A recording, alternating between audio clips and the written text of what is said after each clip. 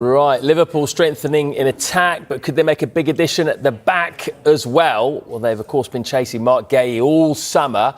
Will they get the signature of the Crystal Palace captain over the line today, though? Well, James Savundra is at Selhurst Park for us. Morning, James. Palace fans desperate for him to say. What do you reckon? Will Guehi still be a Palace player come 7 p.m? Matt, a very good morning to you. It's so difficult to say at this stage. How good was Marc Guehi last night, leading Crystal Palace to victory with a brilliant strike as well? It didn't feel like farewell. Let's bear in mind Liverpool lodged a bid of around £35 million on Saturday. We understand that Crystal Palace are looking at something more towards £35 million plus £5 million in add-ons. They do not want to lose him for free next summer, but at the same time, Oliver Glasner made it very clear last night that he has to stay, and they've not been able to find a replacement in time. Plenty can change between now and that deadline at 7 p.m. But for Crystal Palace, you can understand from a business perspective why they want to get something for him to avoid him leaving for free next summer. This is the last day where they can guarantee they can get any money for him, because from January he can start speaking to foreign clubs, and there'll be plenty of foreign clubs interested in signing Marc Guehi as a free agent next summer. It feels at this moment in time, based on what Oliver Glasner said, he's more likely to stay, but we know Steve Parrish said it does represent a problem for a player of this calibre to leave the football club for free next summer, especially as it seems unlikely he's going to sign a new contract. So at this moment in time, things remain in the balance. This is the final day where Palace can cash in on their England midfielder, the England defender even. Yeah. As you mentioned there, James, such a crucial player for Palace, their captain at the heart of their defence. So who could they line up to replace him at the back? Is Chelsea's Axel Disasi an option? Well, Julia, throughout the summer, they've been looking at a number of different options. If Marc Guehi was to depart the football club, they've been realistic, knowing that if his valuation was met, then they'd need to find a replacement. And Oliver Glasner spoke about needing to sign a ready-made Premier League replacement, or Axel Disasi could be a player that fits that bill. He's in the bomb squad at Chelsea right now. He is available to move to a different club, and there's a great relationship between Crystal Palace and Chelsea. Last season, Trevor Chalobah and Ben Chilwell both left Chelsea and moved to Crystal Palace on loan. So it's definitely a deal that you could see being done if they look to bring in a defender and Marc Guehi does depart. At the same time, the club are looking to wrap up a deal to sign JD Camvo. He's a defender from Toulouse, a very exciting centre-back. A number of Premier League clubs have been interested in signing him. He's turned down a number of offers. It does look like he's going to become a Crystal Palace player, but this is in no way related to the Marc Guehi deal, because they've been looking to sign a young centre-back anyway. If Guehi is to depart, they'll be looking to sign a Premier League-ready replacement, and Axel Disasi could be one that fits that bill. There's plenty that could happen between now and 7 p.m. I'm fairly sure Crystal Palace will be signing an attacking player as well. We wait to see what happens. It's going to be a very exciting day. It always is at Crystal Palace. They signed 4 players here on deadline day last summer. I don't think it'll be as busy, but plenty of uncertainty around Marc Guehi, and they'll be looking to bring in more reinforcements as well. And we'll be looking to you to keep us updated. Thanks, James. Right, I want to get Charlie's thoughts on Marc Guehi, because it's quite a tough one, this, isn't it? The owner will probably want to sell him to get the money in. The manager wants to keep him. What is better for Crystal Palace, the club? You keep Marc Guehi, you risk losing him on a free, but you keep your momentum. They've had a great start to the season, great end to last season, or you cash in and you reinvest that money. But what is, you say reinvest, but it's getting the right signing in, isn't it? And you're not only getting a ready-made centre-back for the Premier League, he's the leader, he's the captain, and that's a tough bit. So what's the bigger risk? I think they should keep him. I think they're going to try and keep him and see where we go. It depends how hard Liverpool push on that bit. I think they'll try and keep him. Look at European football also to offer. Yes, it's not Champions League, but they have got European football to offer. And I think it will be harder for them to try and replace him at such short notice now.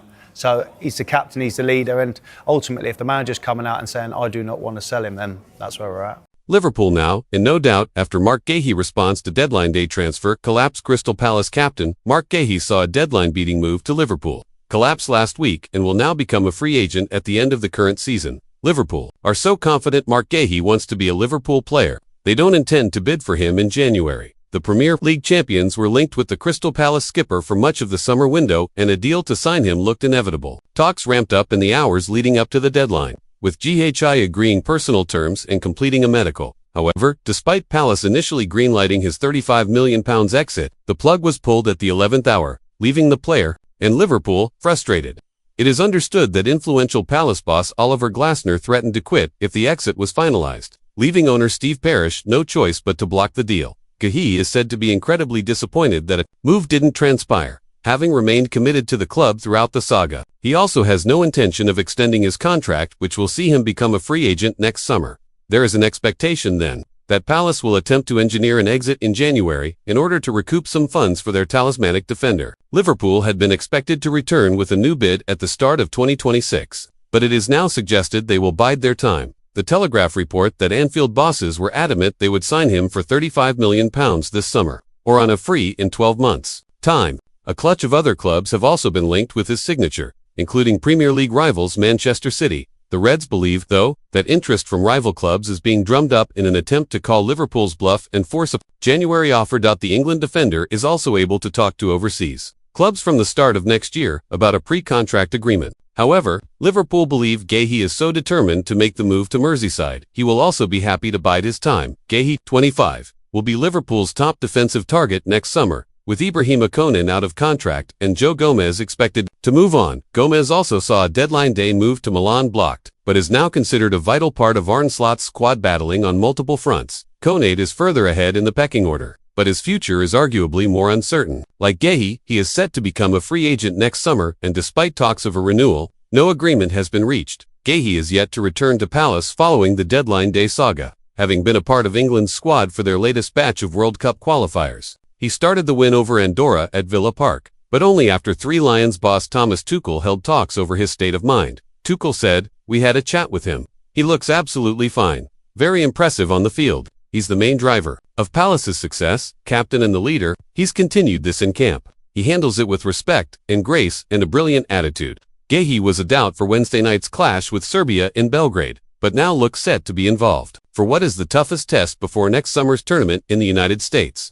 Hugo Ekitike, humbled by France boss with controversial World Cup qualifying move. Hugo Ekitike played less than 1 minute in France's 2-1 win over Iceland, with fans lambasting head coach Didier Deschamps for inserting the 23-year-old to play. Useless seconds. France head coach Didier Deschamps inserted Hugo Ekitike into a questionable position as the 23-year-old adjusts to life with Alexander Isak at Liverpool. Ekitike's spot with the French national team had been up in the air, as the young star was initially not included in this month's World Cup qualifiers. However, a spot became available after Ryan Cherki's withdrawal, which led to his inclusion in the side's journey to the World Cup, after playing the final 9 minutes of France's 2-0 win over Ukraine.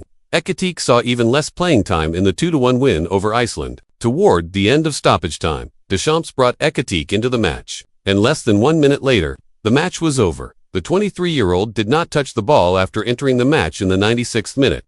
Fans on social media were quick to notice the move by Deschamps and shared their thoughts on X, believing that the 56-year-old was making an example of the young star. Deschamps is not a fan of Ekitike. A fan wrote simply, another added, Deschamps subbing in Ekitike to play 30 seconds. I don't understand managers who do this. Another commenter posted their colorful view on what transpired with Ekitike and Deschamps stating that what the 23-year-old experienced was not right. Didier Deschamps really said, Ekitike, warm up, you're going on. The lengthy post began. Bro came on in the 96th minute. Full hype, shin pads tight, socks high. Only for the referee to blow the final whistle 60 seconds later. 0 touches, 0 impact, just vibes and sweat. Imagine telling your kids, yeah, I played for France today, but all you did was jog on, hear the whistle, and jog off. Men basically got subbed on to shake hands after the game. By all accounts, fans were left perplexed by the decision to have Ekitike play non-meaningful seconds instead of inserting him when he could have made an impact. Classic Deschamps always managing the clock to the last second. Bringing on it just to run down the clock feels a bit harsh. Poor guy didn't even get a chance to shine. Sometimes those late subs are all about game management, not glory, a sympathetic fan wrote. Meanwhile, Deschamps came to the defense of Idriss Rabiot, who was jeered by French fans at Parc des Princes after his departure from Marseille. To reporters after the match, the 56-year-old stated, per the Daily Mail, it's unacceptable. He's a French national team player. He wears this jersey. When he's at his club, it's none of my business. Idriss is solid enough. He turned them around on the last play with a defensive tackle. It's not happening.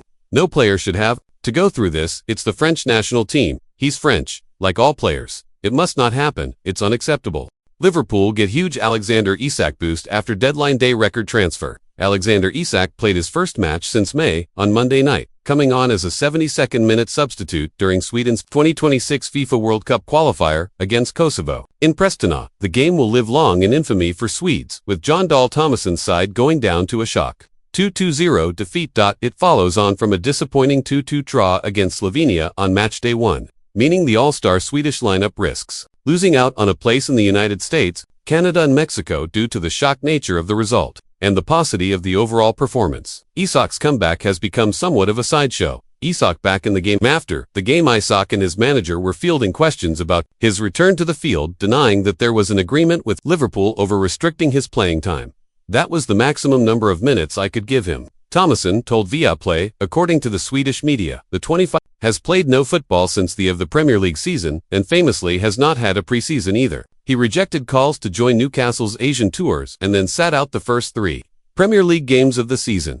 There is no doubt that the new Liverpool number 9 will be rusty, and he played no part in the draw at the weekend. Still, there are some encouraging signs for Liverpool fans to take from Isak's own individual performance. Isak in decent shape on his return. The £125 million man was summoned by Tomasson to rescue a lost cause with Kosovo, already 2 goals to the good by the time he arrived onto the pitch. But Isak looked sharp, having 4 shots according to SofaScore, and was unlucky not to score with one smartly taken chance. Ari Mirik stood up well to Isak's shot, after the forward had expertly dragged himself into the clear with a deft left-footed touch. Overall, Isak had 18 touches. The man he replaced on 72 minutes, Anthony Elanga, had only 37 in the game, and won the only aerial duel he competed for. Isak booked in bad-tempered clash. Isak did, however, have a yellow card, following a bad-natured brawl between the 2 sets of players. Muharrem Jashari was appended by a poor challenge from Sweden's Anton Saletros. Isak and Fadan Alidi went head-to-head thereafter in a clash that Swedish sources claim wasn't shown in its entirety on television. So, it wasn't a dream comeback that Isak would have dreamed of. He wasn't on long enough to rate, according to Expressen's player ratings article. Nonetheless, he looked ready and willing to get back to his best. It's going to be a long road, and patience will be required due to the unsettled nature of the striker's summer. But if Liverpool can get him up to speed, and we know there are plans to do just that, then it won't be long until he's paying off his transfer fee.